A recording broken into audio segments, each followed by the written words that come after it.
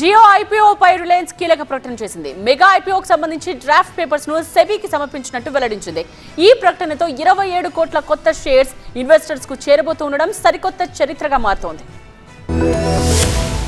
భారతీయ stock market చరిత్రలోనే అత్యంత భారీ ఐపీఓల్లో రిలయన్స్ జియో ఐపీఓ ఒకటిగా నిలుస్తోంది. ఐపీఓకి సంబంధించిన డ్రాఫ్ట్ పేపర్లను మార్కెట్ నియంత్రణ సంస్థ సెబీకి సమర్పించడం ద్వారా జియో హిస్టరీ క్రియేట్ చేస్తోంది. జియో ఐపీఓ కోసం ఇన్వెస్టర్స్ ఎప్పుడెప్పుడా అని ఎదురు చూస్తున్నారు. ఈ క్రమంలోనే ఈ మెగా ఇష్యూకి సంబంధించిన డ్రాఫ్ట్ పేపర్లను జియో ప్లాట్ఫామ్స్ బోర్డు అధికారికంగా ఆమోదించింది. ఆ తర్వాత ముసాయిదా పత్రాలను మార్కెట్ నియంత్రణ సంస్థ సెబీకి సమర్పించింది. రిలయన్స్ ఇండస్ట్రీస్ అధినేత ముఖేష్ అంబానీ వెల్లడించిన కొద్దిసేపట్లోనే ఈ ప్రక్రియ జరిగిపోయింది. అంతకుముందు రిలయన్స్ ఇండస్ట్రీస్ వార్షిక సాధారణ సమావేశంలో వాటాదారులను ఉద్దేశించి ముఖేష్ అంబానీ ప్రసంగించారు. జియో ఐపీఓలపై కీలక ప్రకటన చేశారు. ఇది తనతో పాటు రిలయన్స్ కుటుంబానికి కోట్లాది మంది వాటాదారులకు భావోద్వేగ భరిత క్షణమన్నారు. జియో ఐపీఓకి సంబంధించిన డ్రాఫ్ట్ పేపర్లను బోర్డు ఆమోదించి సెబీకి సమర్పించినట్లు తెలిపారు. ఈ ఏడాది రిలయన్స్ కు జియో ఐపీఓ అత్యంత ముఖ్యమైన మైలురాయిగా నిలుస్తుందన్నారు ముఖేష్ అంబానీ.